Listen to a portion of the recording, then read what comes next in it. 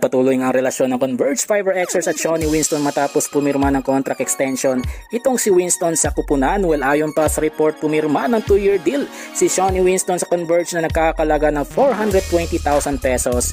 Amahan kung saan ang balibalita noon na gusto raw ng Philam player ng 700,000 pesos. Amahan, well, nagpapasalamat naman itong si Shawnee Winston sa kanyang nakuhang contract extension at naghahanda na rin ito na mag-moving forward kasama ang kanyang mga ka-teammates. West Cablandaco, punta naman tayo sa isa pang player na pinoproblema din na Converge Fiber Xers. Walang iba kundi si Mikey Williams. Hanggang ngayon ay hindi pa rin pumipirma ng kontrata sa Converge. Kaya alamin natin mga chong kung ano na ang latest dito kay Mikey Williams. Well, ayon pa sa report, patuloy pa rin ang negosasyon ng Converge dito kay Mikey Williams at mukha hindi raw susuko itong Converge na papirmahin ng kontrata itong si Mikey. Pero ayon naman sa mga analyst ay medyo late na nga itong si Mikey Williams kung ngayon pa siya pipirma, pero kailangan nga maging game shift at kailangan niya magkaroon ng at least 2 months upang malaman ng gusto ang sistema ng Converge.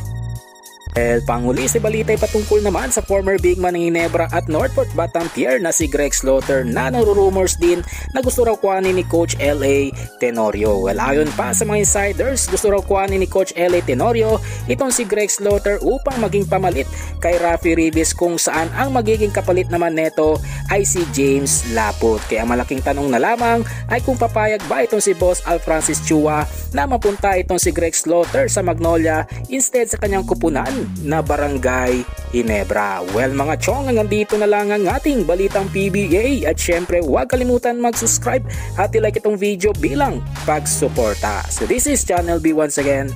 I'm out.